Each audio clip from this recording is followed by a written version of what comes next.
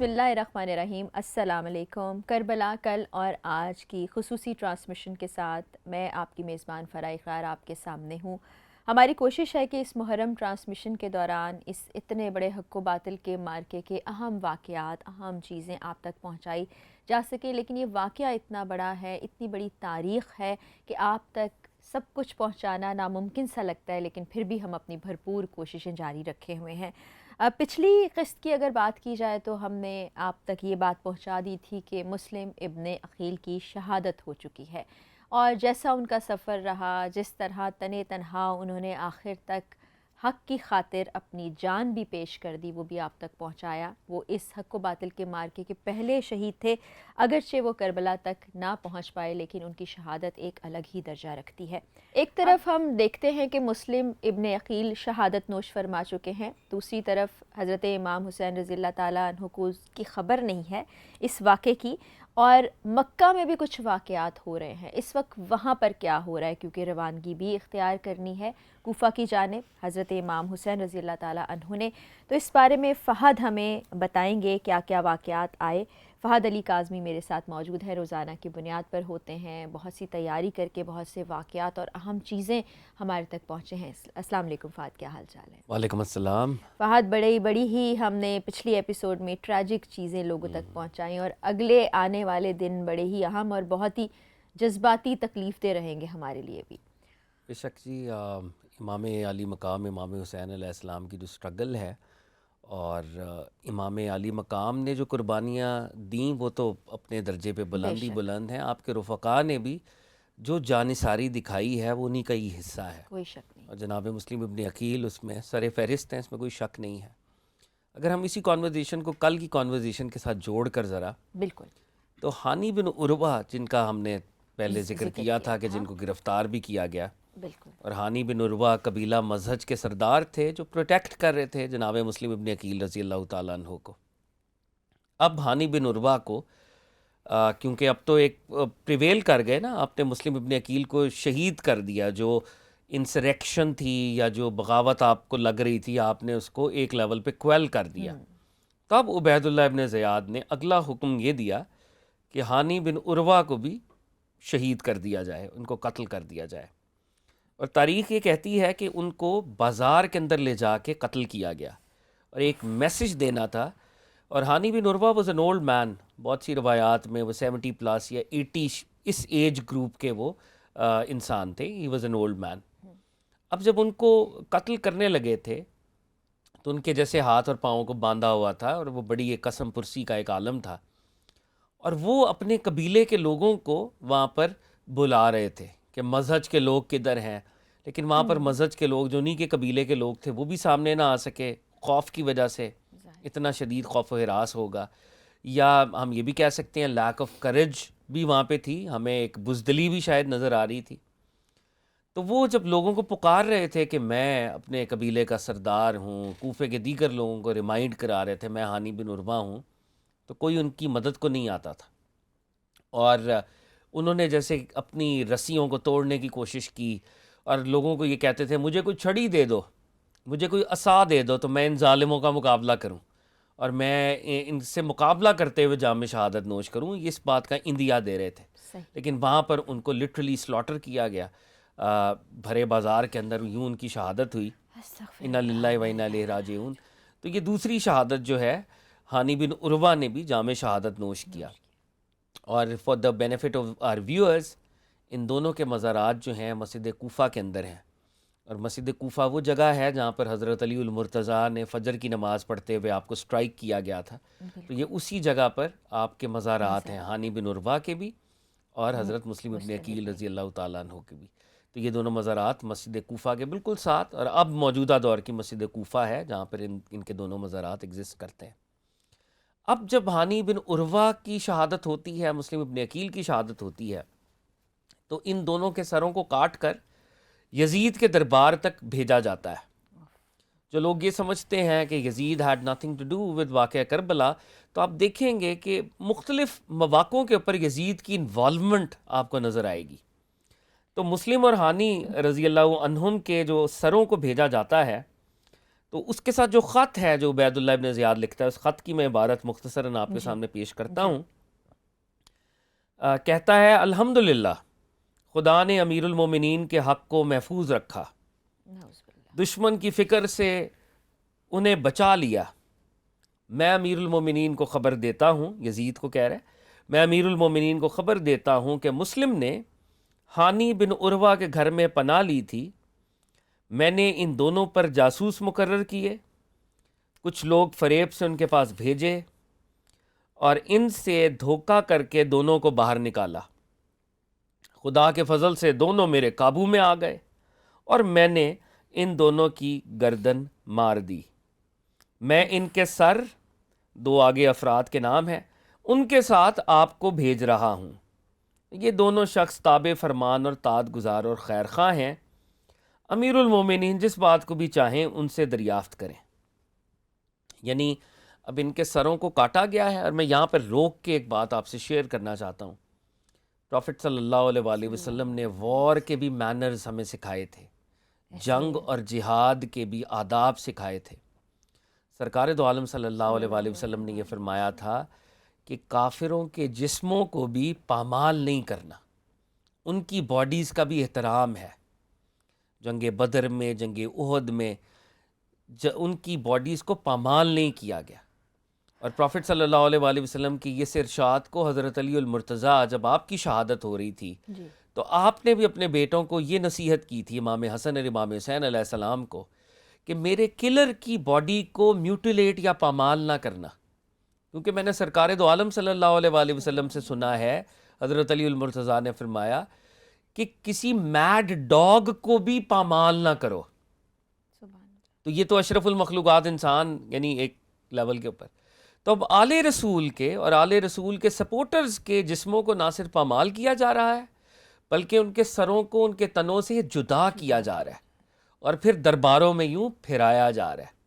تو یہ واقعہ کربلا کا ایک لیول پر آغاز ہے، نقطۂ آغاز. اور اس پھر ظلم و استبداد کو بڑے فخر سے بتایا بھی جا رہا ہے اور اپنی چالوں اور دھوکے بازی پر بھی فخر محسوس کیا بالکل. جا رہا ہے. اب جب یہ خط اور جب یہ سر یزید کے پاس پہنچے تو یزید نے بھی یہ خط جو ہے وہ عبید اللہ ابن زیاد گورنر کوفہ کے نام لکھا. اور وہ خط کے بھی میں کچھ جملے پڑھ دیتا ہوں. یزید نے کہا میں جو چاہتا تھا وہی تو نے کیا، تو نے عاقلانہ کام اور دلیرانہ حملہ کیا، مجھے مطمئن و بے فکر کر دیا. میں تجھے جیسا سمجھتا تھا تیری نسبت جو میری رائے تھی تو نے اپنے آپ کو ایسا ہی ثابت کر دیا. یعنی کوفہ کے وہ جو پرانے گورنر تھے جو کہ کائنڈ ہارٹڈ تھے نسبتاً، جن کو معزول کیا گیا تھا اور ان کو ڈپیوٹ کیا گیا تھا کہ عبید اللہ ابن زیاد کو آپ بھیجیں، تو یزید کہہ رہا ہے کہ بھئی تم پر جو میں نے اعتماد کیا تھا، تم پہ جو میرا ٹرسٹ تھا، تم میرے ٹرسٹ پر پورا اترے ہو اور تم نے جو ہے جو کام تمہارے ذمہ لگایا تھا وہ کام تم نے ادا کر دیا. یعنی ظلم کی جو داستان تم نے رقم کر دی ہے، میں اس پہ بڑا اچھا محسوس کر رہا ہوں. استغفر اللہ. اچھا فرح، اب اگر ہم تھوڑی سی اس بات کو بھی انڈرسٹینڈ کریں گے، بات لاسٹ پروگرام میں آپ نے بھی شیئر کی تھی کہ اس دور میں کوئی واٹس ایپ، کوئی سوشل میڈیا، کوئی ٹیکنالوجی تو نہیں تھی. تو دنیاوی طور پہ جو خبریں تھیں وہ میسنجرز، جن کو ہم قاصد کہتے ہیں، قاصد خطوط لے کے جاتے تھے. اور وہ جانے کا ذریعہ بھی تو وہ نہیں تھا جو آج کے دور میں ہے. بے شک نہ کوئی ویکلز تھیں، نہ کوئی گاڑیاں تھیں، نہ کوئی ریل گاڑی تھی، نہ یا کوئی ایئر کرافٹس تھے. تو لوگ اونٹوں پر یا گھوڑوں پر جایا کرتے تھے. تو ڈپینڈنگ آن دا سواری آپ کو ٹائم لگتا تھا. تو اب امام عالی مقام امام حسین علیہ السلام کو جو خط ملا ہے حضرت مسلم ابن عقیل کا، وہ کہتے ہیں کہ غالباً 20 یا 27 دن کا اس کے اندر گیپ ہے. جب انہوں نے کہا کہ یہاں پر آپ کی سپورٹ ہے، اور وہ خط جب امام عالی مقام کو پہنچا تو اس خط کو پہنچتے پہنچتے تقریباً 20 سے 27 دن لگے. درست. امام حسین علیہ السلام مکہ میں ہے اور وہ کوفہ میں ہے. تو کوفہ سے یہ خط 20 سے 27 دن تک پہنچا ہے. ٹھیک. اور اس مومنٹ پر امام عالی مقام یہ فیصلہ کر رہے ہیں کہ اب وہ مکہ کو خیر باد کہیں گے، مکہ کو چھوڑیں گے کیونکہ کوفہ میں سپورٹ ہے. بالکل. لیکن ان 27 دنوں میں ٹیبلز آر ٹرنڈ. بالکل. اور جناب مسلم ابن عقیل کو شہید کر دیا گیا ہے اور ہانی بن عروہ کو بھی شہید کر دیا گیا ہے. اب امام حسین کی جرنی، امام حسین کے سفر کو ہم 3 بڑے حصوں میں تقسیم کر سکتے ہیں. ٹھیک. ہمارے ویورز اگر اس کو ذہن میں رکھیں تو بہت یہ آسانی کے ساتھ امام کے سفر کو انڈرسٹینڈ کیا جا سکتا ہے. امام کے سفر کا جو پہلا بڑا سٹاپ ہے مدینے سے آپ مکہ کی طرف آئیں. اور دیٹ از اسٹیج 1. بالکل. اور آپ نے یہ ذکر بھی کر دیا تھا کہ حج کا ارادہ رکھتے تھے جی لیکن اس کو بالکل، میں اس عمرے طرف میں تبدیل بے کر شک میں دیا. اس طرف آ رہا ہوں. جی تو مدینے سے جناب کا مکہ تک کا سفر ٹھیک. آپ 28 رجب کو سن 60 ہجری میں نکلے ہیں، تشریف لے گئے ہیں صحیح. اور آپ مکہ المکرمہ میں آئے ہیں، اور 28 رجب آپ شعبان میں مکہ پہنچ چکے تھے، ٹھیک ہے. اور شعبان سے 8 ذی الحج تک آپ مکہ المکرمہ میں قیام فرما رہے ہیں. صحیح. اور ایز وی آل نو 9 ذی الحج حج کا رکن اعظم ہے، بالکل. وقوف عرفات جس کو ہم کہتے ہیں. اور امام عالی مقام امام حسین علیہ السلام کے تقویٰ کا، آپ کی ورع کا یہ عالم تھا کہ آپ نے 25 حج پیدل کیے تھے. سبحان آپ اللہ. مدینے سے پیدل آیا سبحان کرتے اللہ. تھے. It could have been his 26th pilgrimage.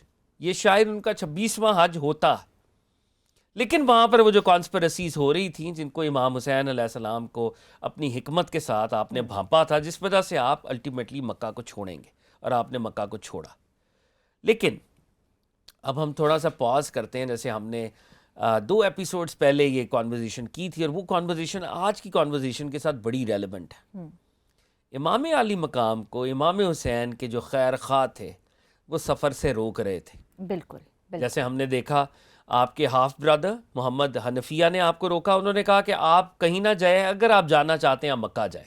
ٹھیک. تو ان کے مشورے کے ایک درجے پر آپ مکہ تشریف لائے. آگے.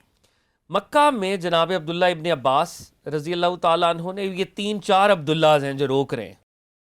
عبداللہ ابن عباس جو کہ حضرت عباس پرافٹ صلی اللہ علیہ وسلم کے چچا کے بیٹے ہیں، مولا علی کے کزن ہیں، جو بہت بڑی ہستی ہیں، وہ امام علی مقام کو روک رہے ہیں کہ آپ مکہ سے تشریف نہ لے کے جائیں، اور اگر جانا چاہتے ہیں تو یمن کی طرف تشریف لے کے جائیں، اور یمن نہیں تو، اور اگر جانا چاہتے ہیں تو اپنی فیملی کو، اپنی فیمیلز کو ساتھ لے کے نہ جائیں.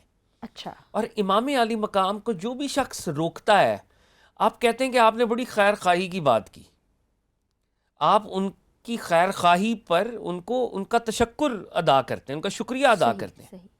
لیکن آپ کا جو ارادہ ہے آپ اس ارادے پر قائم ہیں.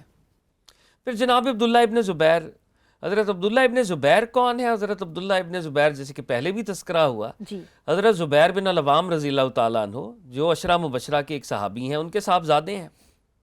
اور یہ وہ صاحبزادے ہیں کہ مدینہ میں جو پہلا چائلڈ، جی. the first child who was born in Madinah, وہ عبداللہ ابن زبیر تھے. یعنی اس دور میں کفار نے، منافقین نے اور مدینہ کے یہودیوں نے یہ بات پھیلائی ہوئی تھی کہ یہ لوگ مدینہ میں آ تو گئے ہیں لیکن نعوذ باللہ ان کی نسل نہیں چلے گی مدینہ میں. اچھا. تو جو پہلا بچہ پیدا ہوا وہ حضرت عبداللہ ابن زبیر تھے، اور اس پر خوشی منائی گئی کہ یہ مسلمانوں کی جو نسل ہے وہ ایکسپینڈ ہو رہی ہے، بڑھ رہی ہے، بڑھے گی انشاءاللہ. تو سرکار دو عالم نے بھی خوشی کا اظہار کیا تھا. بالکل. تو ہی واز بورن ان مدینہ، تو ہی ہمسیلف از اے صحابی، ایک سن آف اے صحابی، اینڈ ہمسیلف ہی از اے صحابی.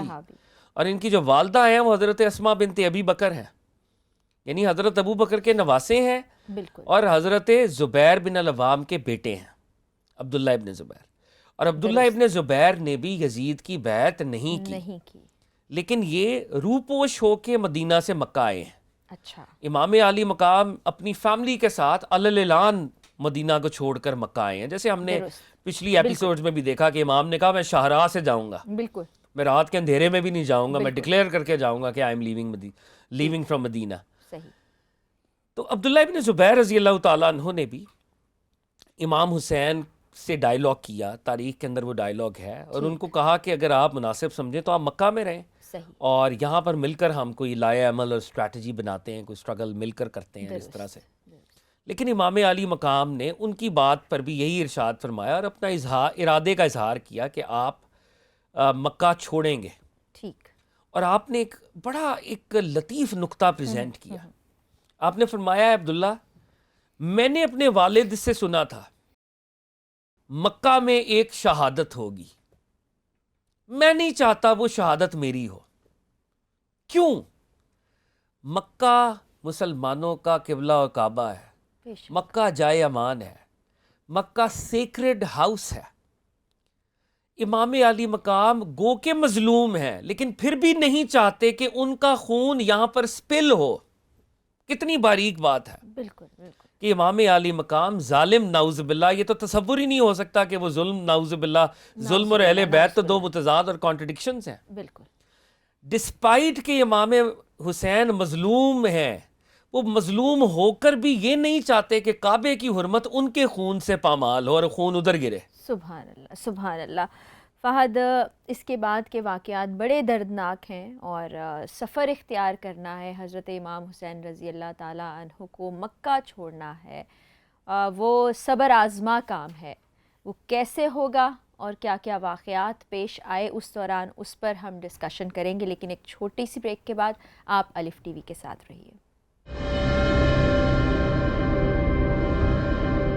کربلا کل اور آج میں آپ تمام دیکھنے والوں کو ایک مرتبہ پھر سے خوش آمدید کہتے ہیں. کربلا سے جڑے واقعات آپ تک پہنچا رہے ہیں، اور بریک پر جانے سے پہلے یہ تذکرہ کیا جا رہا تھا کہ مظلوم ہونے کے باوجود حضرت امام حسین رضی اللہ تعالیٰ عنہ نے یہ فیصلہ کیا تھا کہ ان کے خون کا ایک قطرہ بھی مکہ میں نہیں بہے گا، کیونکہ تقدس کی پامالی اس جگہ کی وہ کسی صورت نہیں چاہتے تھے. اس کے بعد کے واقعات بھی ہیں، دردناک ہیں، تکلیف دہ ہیں، کربناک ہیں، لیکن ظاہر ہے ہمیں آپ تک پہنچانا ہے، بیان کرنا ہے. تو فہد، اس کے بعد کیا ہوا؟ جی فرا، میں آپ سے امام حسین علیہ السلام کے جو اپنے اقوال ہیں اس موقع کے پر جی وہ بھی دو شیئر کرنا چاہتا ہوں. ضرور.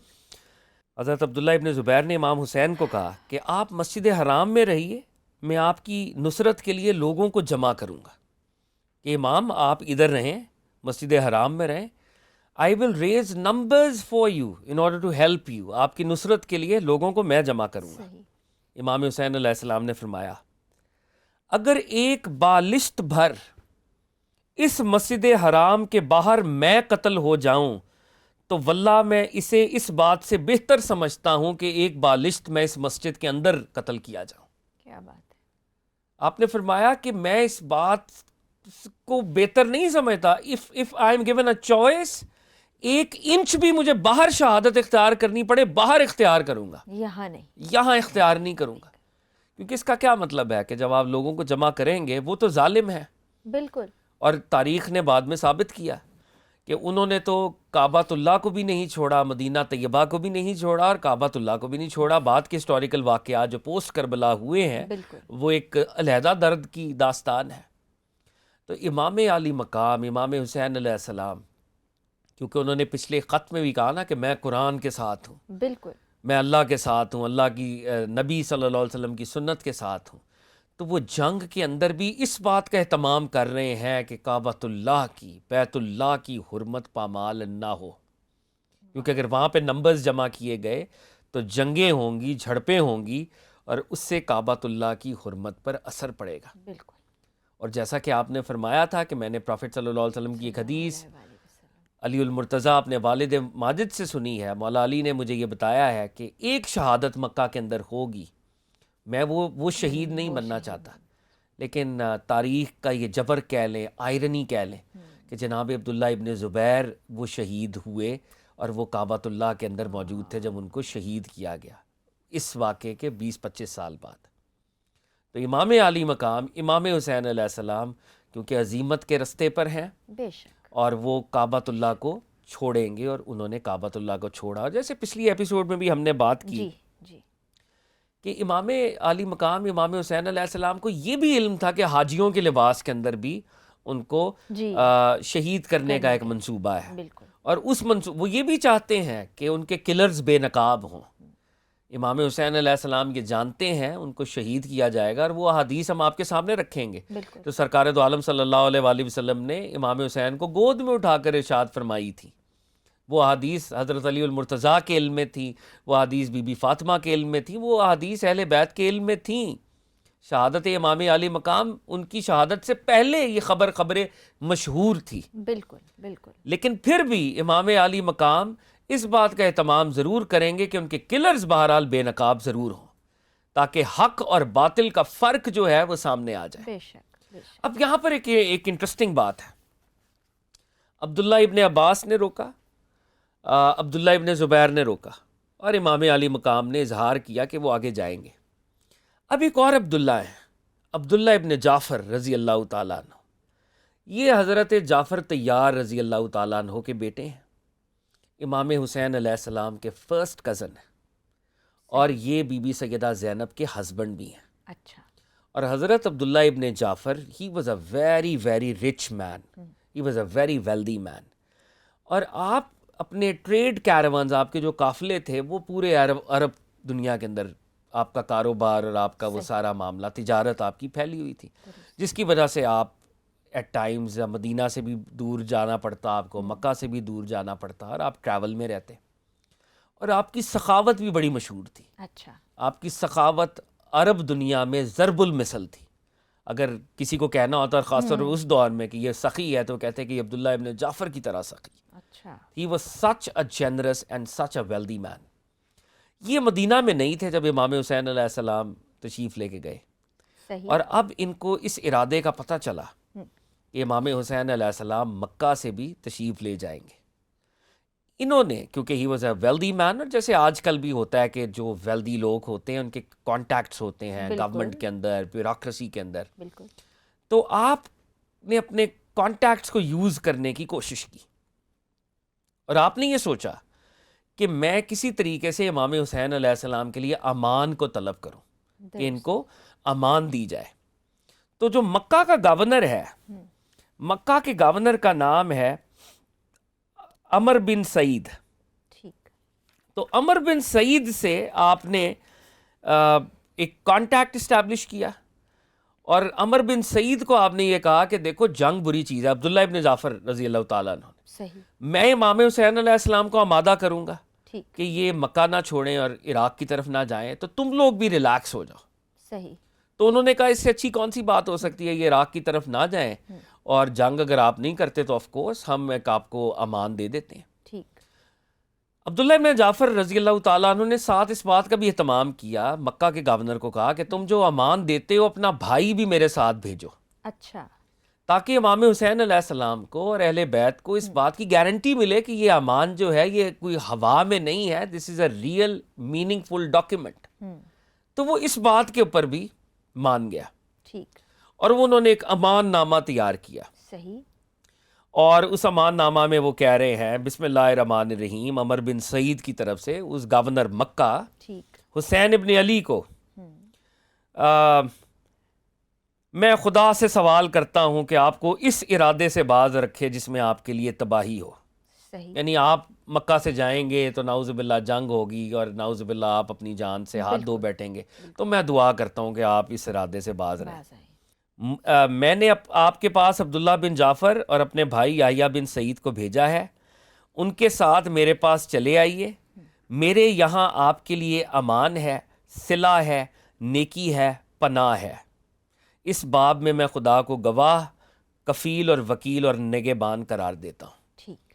تو اس نے کہا کہ میں آپ کے ہی بردر ان لو اور آپ ہی کے کزن عبداللہ ابن جعفر کو بھیج رہا ہوں، اپنے بھائی کو آپ کی طرف بھیج رہا ہوں، اور اللہ کو گواہ بنا رہا ہوں کہ ہم آپ کو امان دے رہے ہیں، ہم آپ کے ساتھ حسن سلوک کریں گے۔ we'll meet out good treatment towards you, we'll be hospitable towards you۔ اب امام حسین علیہ السلام نے اس امان کے جواب میں اپنا ایک جو کورسپونڈنس ہے، ایک وہاں پہ ارشاد فرمائی، آپ نے جواب لکھا۔ اچھا۔ آپ نے فرمایا لوگوں کو خدائے عز و جل کی طرف جو دعوت نہ دے اور اعمال نیک نہ کرے، وہ خدا اور اس کے رسول کا فرما بردار نہیں ہو سکتا۔ پہلا جملہ، تم ایک ایسی گورنمنٹ کے نمائندے ہو، تم ایک ایسی حکومت کے نمائندے ہو جو رب العزت کی طرف دعوت نہیں دیتی، اور جو اللہ اور اس کے رسول علیہ الصلوۃ والسلام کی سنت سے بیگانہ ہے، اور جو نیک اعمال نہیں کرتی، تو تمہاری حکومت بذات خود اللیگل ہے، اس کی کوئی لیجٹیمیسی نہیں ہے، اور تم خدا کی کیا گواہی دے رہے ہو مجھے کہ ہم خدا کو گواہ بنا رہے ہیں، تم آلریڈی نافرمان ہو خدا کے۔ اور پھر فرمایا میں مسلمانوں میں سے ایک شخص ہوں، مجھ کو تم نے امان اور صلہ نیکی کی طرف دعوت دی، امان تو وہ ہے جو خدا کی طرف سے ہو، واہ۔ تو آپ نے فرمایا کہ تم مجھے امان دے رہے ہو، اگر میں تمہاری امان پہ تمہیں فالو کرنے لگوں میں تو خدا کے برعکس کھڑا ہوں گا، خدا کے خلاف کھڑا ہوں گا۔ امان تو اصل میں وہ ہے the true deliverance is with almighty اللہ، چاہے دنیا میں مجھے موت آ جائے نعوذ باللہ، یا دنیا میں مجھے شکست ہو جائے، اصلی امان تو اللہ کے ساتھ ہے۔ امان تو وہ ہے جو خدا کی طرف سے ہو۔ اور سنو، جو شخص دنیا میں خدا سے نہیں ڈرتا وہ قیامت میں بھی اس پر ایمان نہیں لائے گا۔ بے شک۔ جو دنیا میں خدا سے دور ہے وہ تو قیامت میں بھی رب کی معرفت نہیں پائے گا۔ اور خدا سے ہماری یہی دعا ہے کہ دنیا ہی میں ہمارے دلوں میں اپنا ڈر پیدا کر دے، بالکل اسی طرح جس طرح قیامت کے دن اس کی طرف سے امان ہم سب کو ملے۔ واہ۔ امام علی مقام کہہ رہے ہیں علیہ الصلوۃ والسلام، میری تو دعا ہے کہ اللہ رب العزت کی ریئلائزیشن، اس کا فیئر آج ملے، قیامت میں دیکھ کے جب اللہ رب العزت اعلان فرمائیں گے کہ کون ہے آج کا مالک، مالک یوم الدین، جب اپنی سلطنت کا اعلان کرے گا تو تب تو سب کانپیں گے، سب تو تھر تھر کانپے گی دنیا۔ امام علی مقام کہہ رہے ہیں آج اس ڈر کو محسوس کر لو، جو اس ڈر کو آج محسوس کرے گا اسی کی امان آج ہمیں ملے گی، اور اس کی امان ملے اور قیامت میں ملے تو ہم کامیاب ہوں گے۔ اور فرمایا تم نے اپنے خط میں نیکی کا ارادہ کیا ہے، دنیا اور آخرت میں تم کو جزائے خیر ملے والسلام، یعنی تم نے جملہ اچھا لکھا ہے، اس پہ میں تمہیں دعا دیتا ہوں، لیکن تمہاری امان میننگ لیس ہے، because you are representing a regime which is anti-Islam, which is against the sunnah of Prophet sallallahu alaihi wasallam and which is based on oppression۔ تو اللہ رب العزت کے راستے پر آؤ اور اللہ کی امان کے طلبگار بنو، اور حسین ابن علی اللہ کی امان کا طلبگار ہے۔ بالکل، یہ جواب امان کے خط کے نتیجے میں سامنے آیا تھا، اور پیغام یہی تھا کہ امان رب کی ہے، اور جو رب کے احکامات کے برعکس کھڑا ہے، اللہ کرے کہ اس کو اس دنیا میں ہی یہ ریئلائزیشن ہو جائے کہ اصل چیز کیا ہے، حق کیا ہے۔ ہم بھی حق کی بات کر رہے ہیں اور بار بار تذکرہ کر رہے ہیں کہ باطل نے کیا کیا اور پھر اس کے ساتھ کیا ہوا۔ یہاں ایک چھوٹی سی بریک کے بعد گفتگو کے سلسلے کو آگے بڑھائیں گے۔ آپ دیکھتے رہیے الف ٹی وی۔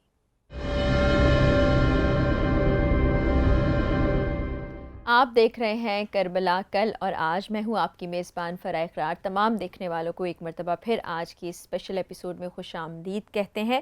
ایک بہت بڑا واقعہ ہے جس کا ہم جتنا تذکرہ کریں، روز کی بنیاد پر کریں، تو بہت سے واقعات ہیں جن سے ہم آج کے دور میں سیکھ سکتے ہیں، کیونکہ آج بھی ہمارا سامنا باطل سے ہے، آج بھی ہمیں حق کا ساتھ دینا ہے، حق کے ساتھ کھڑے ہونا ہے، اور وہ واقعات ایک دفعہ پھر ان کی یادیں تازہ ہو رہی ہیں ہمارے اس پروگرام کے ذریعے سے، اور میں سمجھتی ہوں کہ بڑی سعادت کی بات ہے کہ مجھے اس پروگرام کا حصہ بننے کا موقع ملا، اور فہد علی کاظمی ہمارے ساتھ موجود ہیں جو بہت سی انفارمیشن ہمارے ساتھ شیئر کر رہے ہیں۔ بہت محنت طلب کام ہے کہ اتنی ساری چیزوں کو مختصر الفاظ میں مختصر وقت میں بیان کرنا، اور بریک پر جانے سے پہلے بھی ہم نے امام علی مقام کا وہ سارا مکالمہ خط بتایا جو کہ انہوں نے امان کی صورت میں بیان کیا تھا۔ اس کے بعد بھی روانگی کا تو مصمم ارادہ کر بیٹھے تھے، بہت سے مقامات ہیں، واقعات ہیں، تو وقت کم ہے، میں چاہتی ہوں کہ ہم واقعات کی طرف واپس آ جائیں۔ فرح، اب یہ دیکھیں نا، امان کو بھی آپ نے ایک اس لیٹر کے ساتھ آپ نے ریجیکٹ کیا ایک لیول پہ، اور اللہ کی امان کو طلب کیا۔ اکثر یہ سوال اٹھایا جاتا ہے کہ جی اتنی بڑی شخصیات جو تھیں وہ امام علی مقام کو روک رہی تھیں، تو امام علی مقام علیہ الصلوۃ والسلام وہ کیا وجوہات تھیں کہ آپ نے پھر بھی آپ نے کہا کہ میں سوئے کوفہ جاؤں گا؟ یہ سوال اکثر کیا جاتا ہے۔ اس پر کسی اللہ والے نے ایک بڑی انٹرسٹنگ بات کی تھی، اس نے کہا تھا کہ بھئی سوال یہ نہیں ہے کہ باقیوں نے بیعت کر لی صحیح تو امام نے کیوں نہ کی، سوال تو یہ ہے کہ جب امام نے نہ کی تو باقیوں نے کیوں کی۔ اور یہ بڑا ویلڈ سوال ہے کہ امام ایک چیز کو ریجیکٹ کر رہے ہیں، اس کے باوجود بہت سے لوگ اس امام علی ریجیکشن میں مقام ساتھ نہیں دے رہے۔ ہمارے لیے لائٹ ہاؤس ہے نا، یس، اور اس حدیث کو ہمیں بار بار یاد کرنا چاہیے جب اس سوال کو کوئی بھی ہم سے کرے، کہ جب پروفٹ صلی اللہ علیہ وسلم نے کہا تھا کہ I am leaving behind 2 weighty things، میں 2 وزنی چیزیں چھوڑ کے جا رہا ہوں، قرآن اور اہل بیت۔ تو اہل بیت کی جو روش ہے، اہل بیت کی جو سنت ہے، در حقیقت وہ حق ہے، وہ حق کی طرف کھڑے۔ تو اب یہ 3 عبداللہ، یہ 3 بڑے بزرگ امت کے، جناب عبداللہ ابن عباس رضی اللہ تعالیٰ عنہ، جناب عبداللہ ابن زبیر رضی اللہ تعالیٰ عنہ، اور اب عبداللہ ابن جعفر رضی اللہ تعالیٰ عنہ بھی روکنے کی کوشش کر رہے ہیں.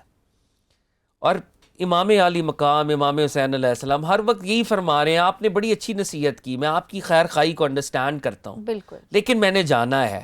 اب عبداللہ ابن جعفر کیونکہ آپ کے فرسٹ کزن بھی ہیں، آپ کے بردر ان لا بھی ہیں، تو انہوں نے جب زیادہ پریشرائز کیا تو اب امام علی مقام امام حسین علیہ السلام نے ایک پہلی اسپرچول ہنٹ ڈراپ کی ہے.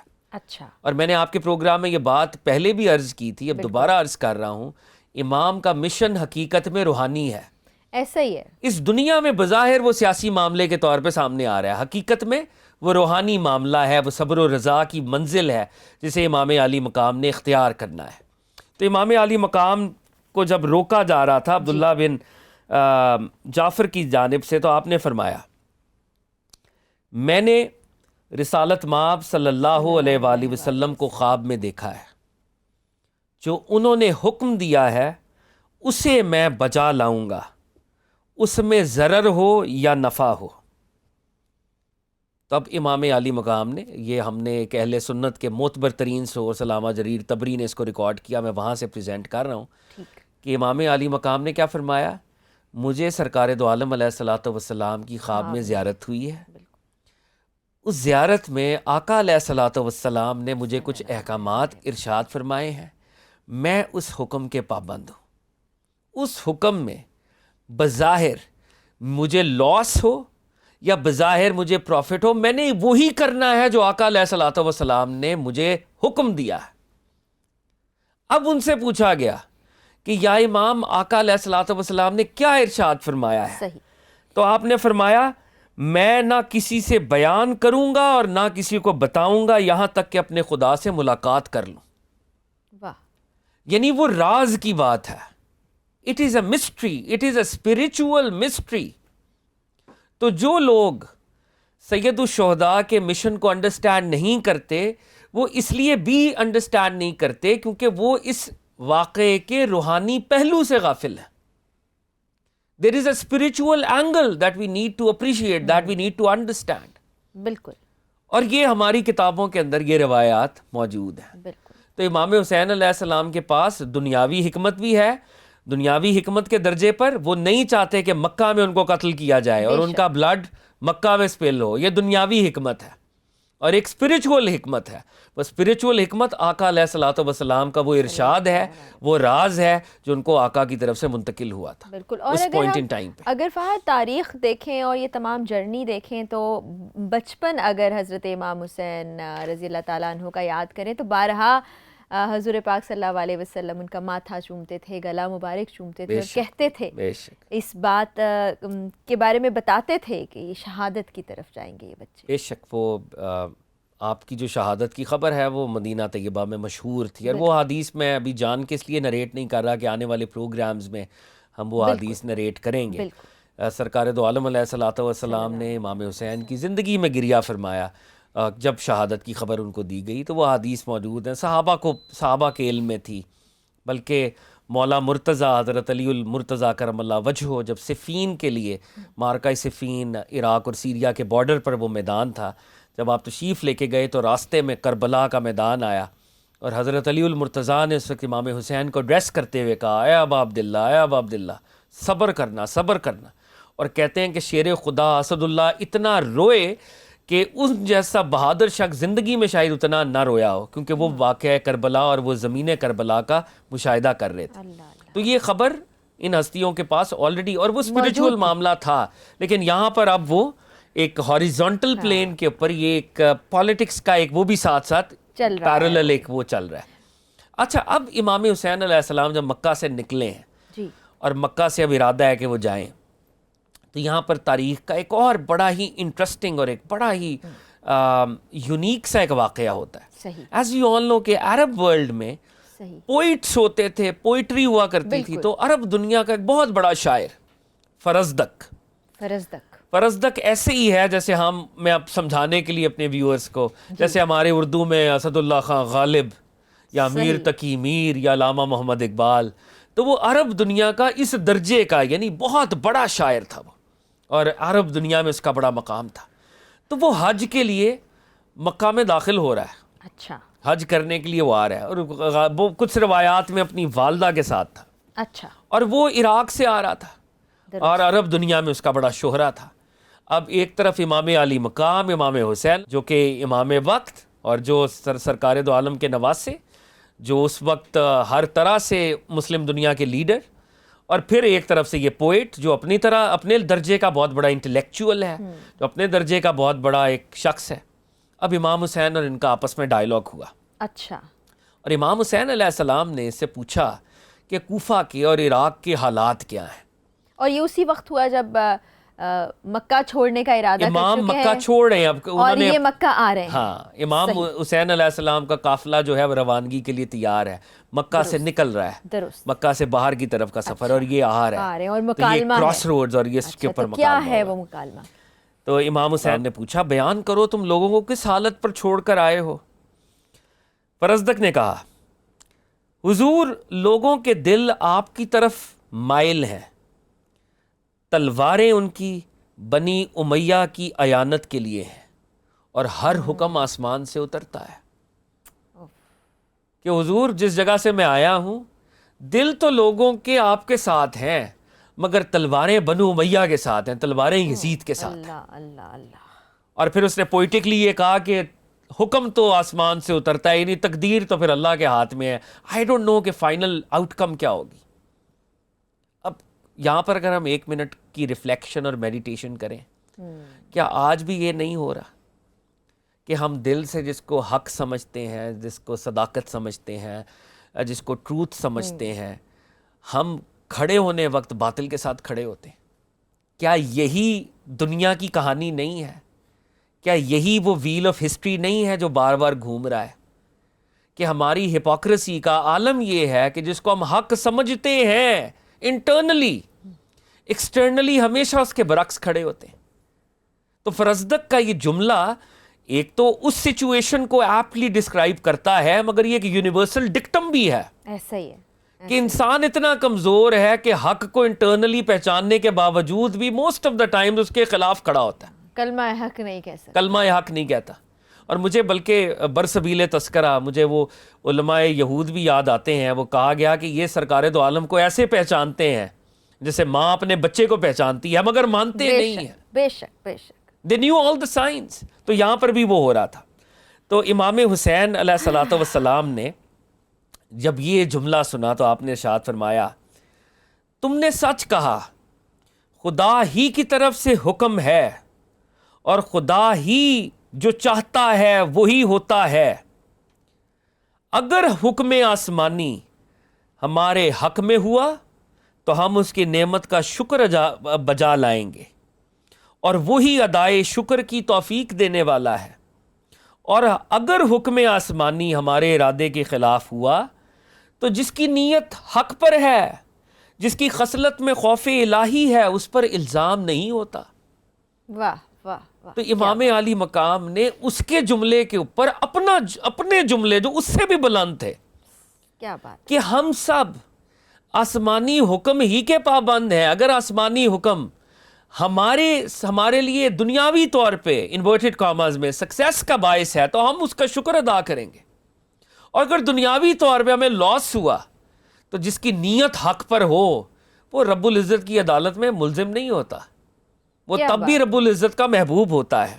کیا بات. یہ کہہ کر وہ کہتے ہیں کہ امام حسین علیہ السلام نے اپنے ناکا کو اپنے اونٹ کو آگے بڑھا دیا, اور دونوں نے ایک دوسرے سے پلیزنٹریز ایکسچینج کی. واہ. اس جملے کے بعد حضرت امام حسین رضی اللہ تعالیٰ عنہ نے اپنا رخ کر لیا مکہ سے رخصت کی جانب, وہ وہاں سے نکل گئے. اس کے بعد تاریخ پھر جانتی ہے کہ کیا ہوا, ہم بھی جانتے ہیں. لیکن ایک چیز یہاں ظاہر ہوتی ہے ان کے ان تمام فیصلوں سے کہ راضی برضا ہونا چاہیے, اور رب نے جو لکھ دیا ہے ہمیں بحیثیت مسلمان اس پر ہی روانہ ہونا چاہیے, اس پر ہی ثابت قدم رہنا چاہیے. اس کے بعد کے واقعات آپ سے شیئر کریں گے, لیکن ایک چھوٹے سے بریک کے بعد آپ ہمارے ساتھ رہیے.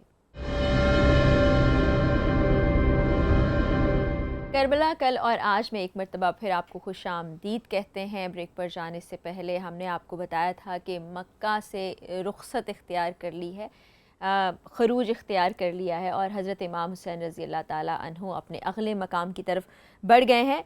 ایک سفر ایسا تھا جس کو منزل منزل گزارنا تھا، جگہ جگہ وقف بھی کیا اور بہت سے خطابات بھی کیے، اپنی قوم سے بات چیت بھی کی، نصیحتیں بھی کی، وہ تمام چیزیں، ان تمام چیزوں کا تذکرہ آپ سے کریں گے، اور فہد نے بہت ساری چیزیں نکال کے رکھی ہیں۔ تو ہم جانتے ہیں کہ جب خارج ہوئے مکہ سے اگلا مقام کیا تھا؟ آپ نے کہا تھا 3 اہم مقامات آئے تھے، اس کے بعد کا مقام؟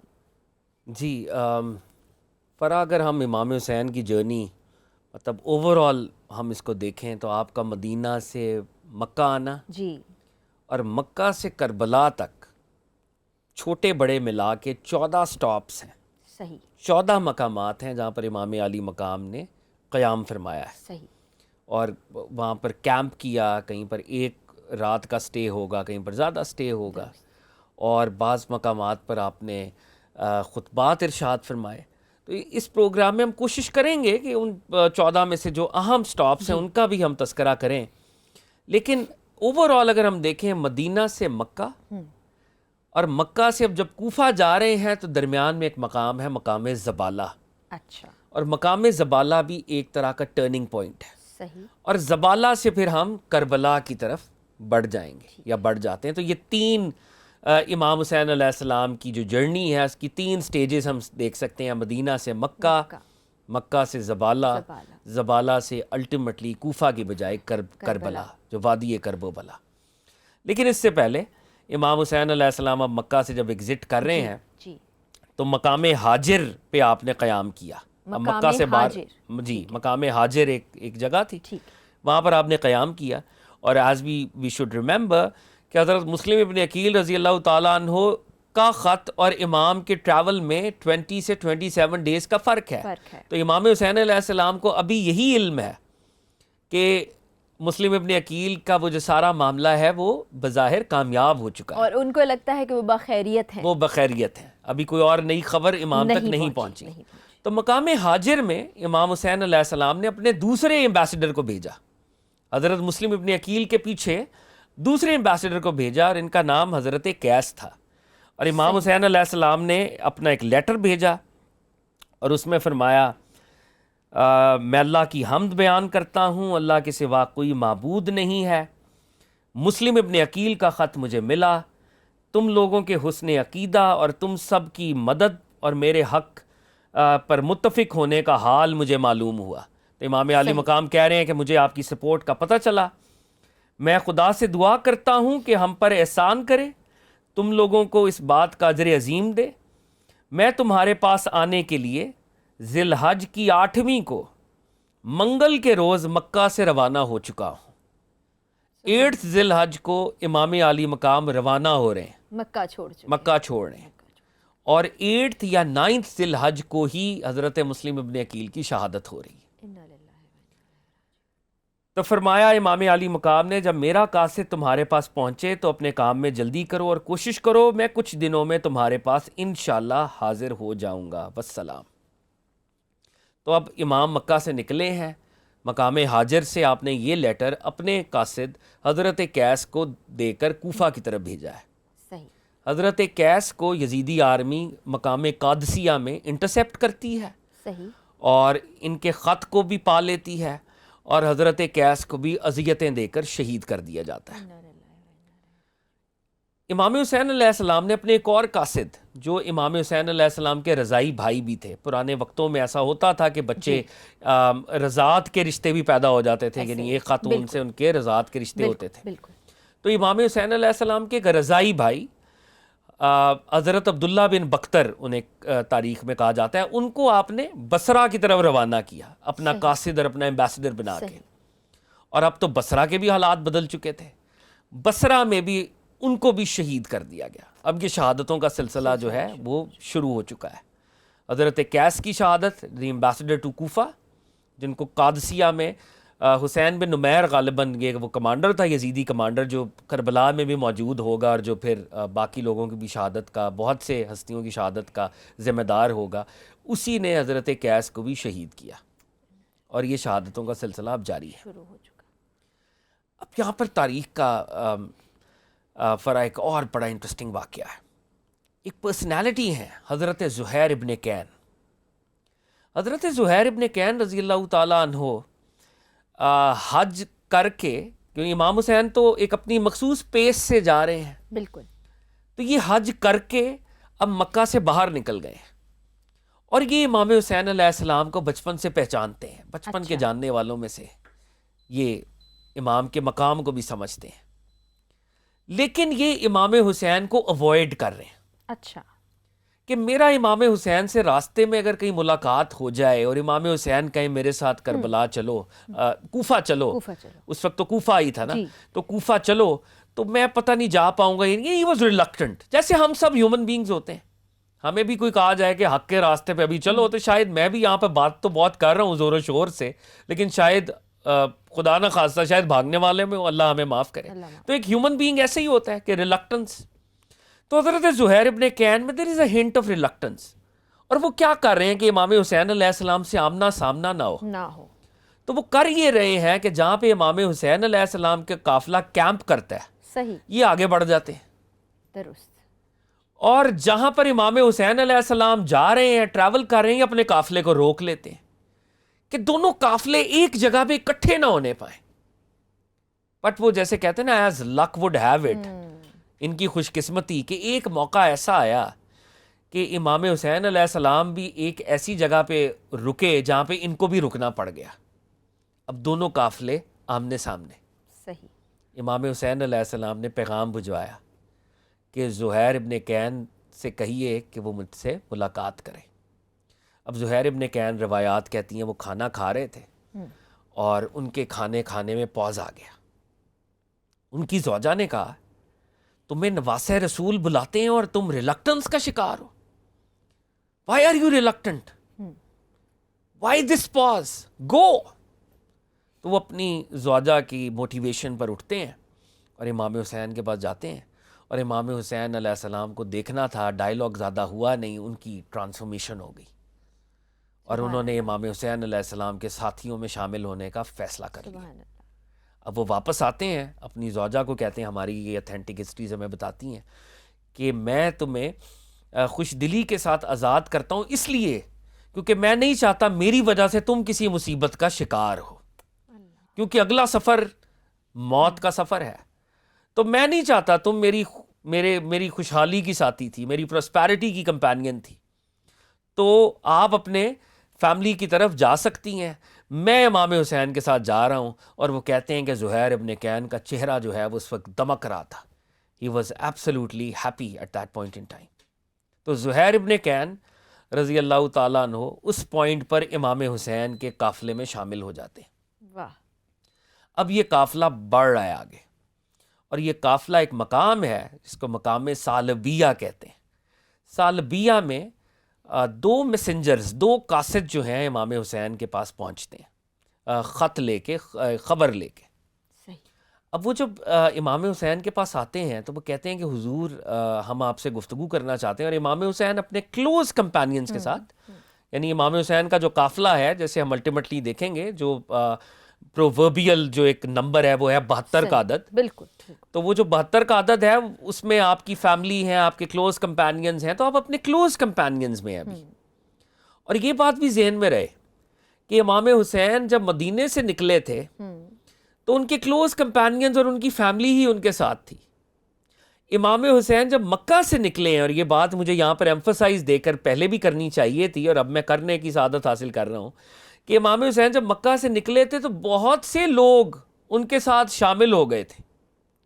اٹ ہیڈ بیکم اے بگر کیراون، کیونکہ لوگوں کو یہ لگ رہا تھا کہ امام حسین عراق تشریف لے کے جائیں گے، امام حسین کی حکومت قائم ہو جائے گی، اور امام حسین علیہ الصلوۃ والسلام ہمیں انعام و اکرام سے نوازیں گے. یعنی اس موقع پر بھی موقع پرست لوگ شامل ایسے لوگ موجود تھے. تو مکہ سے امام حسین کے ساتھ 72 لوگ نہیں تھے، مکہ سے بہت زیادہ لوگ امام کے ساتھ تھے جن کے اپنے اپنے کوئی انٹرسٹ سے ہم یہ کہہ سکتے ہیں، تو وہ امام کے ساتھ ہیں. اب مقام سالبیہ میں امام اپنے کلوز کمپینینز کے ساتھ تشریف رکھتے ہیں، اور وہ دو قاصد آتے ہیں اور وہ کہتے ہیں حضور ہم آپ سے کچھ بات کرنا چاہتے ہیں. We have some bad news for you, ہمارے پاس کچھ بری خبر ہے آپ کے لیے. تو امام حسین علیہ السلام نے ارشاد فرمایا، یعنی وہ یہ چاہ رہے تھے کہ ہم علیحدگی میں تخلیہ میں آپ سے بات کریں 1 to 1. صحیح. امام حسین علیہ السلام نے انہیں کہا کہ میرے اپنے ہیں، آپ مجھے بتا سکتے ہیں کیا معاملہ ہے. تو انہوں نے یہ خبر بریک کی کہ آپ کے پہلے ایمبیسڈر حضرت مسلم ابن عقیل کی شہادت ہو گئی، آپ کے دوسرے ایمبیسڈر حضرت قیس کی شہادت ہو گئی، اور آپ کے تیسرے ایمبیسڈر جو بصرہ کی طرف تھے عبداللہ بن بختر، آپ کے رضائی بھائی، ان کی بھی شہادت ہو گئی. اللہ اللہ. ان 3 شہادتوں کی خبر امام حسین علیہ السلام کے سامنے بریک کی جاتی ہے. لیکن امام حسین علیہ السلام ابھی اس خبر کو پورے قافلے کے سامنے بریک نہیں فرماتے، ابھی اس خبر کو کلوز کمپینینز تک رکھتے ہیں، اور یہ قافلہ آگے چل رہا ہے اور منزل زبالہ آ جاتی ہے. صحیح. منزل زبالہ وہ مقام ہے جہاں امام حسین علیہ السلام خطبہ ارشاد فرماتے ہیں. صحیح. امام حسین علیہ السلام فرماتے ہیں، بسم اللہ الرحمن الرحیم، ایک بہت ہی سخت واقعے کی خبر مجھے پہنچی ہے. مسلم بن عقیل، ہانی بن عروہ، عبداللہ بن بختر قتل کر دیے گئے. ہمارے گروہ کے لوگوں نے ہمارا ساتھ چھوڑ دیا. تم میں سے جو کوئی جانا چاہتا ہے چلا جائے، میں تم سے اپنی بیعت کو اٹھاتا ہوں. امام حسین علیہ السلام نے، اب یہ وہ جگہ ہے جہاں پر اگر عام شخص ہو وہ کہے کہ بھائی مجھے سپورٹ چاہیے، the situation is becoming tough, بالکل. I need your support. اور امام کیا فرما رہے ہیں؟ یہ ساتھی میرے شہید ہو گئے ہیں، میں اپنی بیعت اٹھا رہا ہوں. کہ تم پر کوئی بوجھ تم نہیں پر اگر تم کوئی جانا برڈن، چاہو. کوئی جبر نہیں ہے. یہ آل رسول ہی واہ، کر سکتی ہے، کیا بات ہے. آل رسول. اور ان کو پتہ ہے کہ اگلا سفر کتنا اگلا مشکل ہے، سفر کیا موت ہونے کا ہے، جا رہا ہے. اگلا سفر موت کا ہے. اور وی شوڈ اللہ ریممبر کہ اللہ. سرکار دو عالم نے ان کو کچھ حکم ارشاد فرمایا جو آج کی ایپیسوڈ میں ہم نے بیان کرنے کا شرف حاصل کیا ہے. تو امام حسین نوز فلی ویل کہ آگے کیا ہونے والا ہے. بالکل فہد. لیکن یہاں پر جو آخری بات ہے جو بڑی امپورٹنٹ ہے کہ فرمایا کہ میں نے بیعت کو اٹھا لیا. تو تاریخ یہ کہتی ہے یہ سننا تھا، تمام لوگ متفرق ہو گئے، کوئی داہنے چلا گیا، کوئی بائیں جانب چلا گیا، اور وہی لوگ رہ گئے جو مدینہ سے امام علی مقام امام حسین علیہ السلام کے ساتھ تھے. اللہ اکبر. یہ اس سفر کا سیکنڈ بٹریل ہے. مسلم ابن عقیل کو کوفہ کے اندر بٹرے کیا گیا، اور راستے میں مقام زبالہ پر اس خبر کے بریک ہونے کے بعد نواسہ رسول صلی اللہ علیہ وآلہ وسلم کو دوسری دفعہ بٹریل کا سامنا کرنا پڑا. بڑے اہم مقام پہ ہم پہنچے ہیں فہد، لیکن اس وقت پروگرام کے اختتام کی طرف بھی ہم پہنچ گئے ہیں. یہ وہ وقت آ پہنچا جہاں پر صرف وہی لوگ رہ گئے جنہیں کربلا تک حضرت امام حسین رضی اللہ تعالیٰ عنہ کے ساتھ رہنا ہے. مشکل سفر ہے، بار بار ہم کہہ رہے ہیں کہ اب یہاں سے آگے کا سفر شہادتوں کا سفر ہے، اور یہ جانتے ہیں امام عالی مقام، لیکن اس کے باوجود سفر کو روکا نہیں، جاری رکھا. یہ رہتی دنیا تک مثال ہے، اس میں بہت سے سبق بھی ہیں، اس میں بہت سی عبرتیں بھی شامل ہیں. لیکن آج ہم یہیں پر اپنی ڈسکشن کو ختم کرتے ہیں. کل کی ایپیسوڈ میں پھر انشاءاللہ آپ سے ملاقات ہوگی، مزید بہت سے اہم واقعات کے ساتھ، مزید روح پرور چیزیں ہم آپ کے ساتھ شیئر کریں گے. مجھے اپنی میزبان فرا اقرار اور فہد علی کاظمی کو اجازت دیجیے. اللہ حافظ.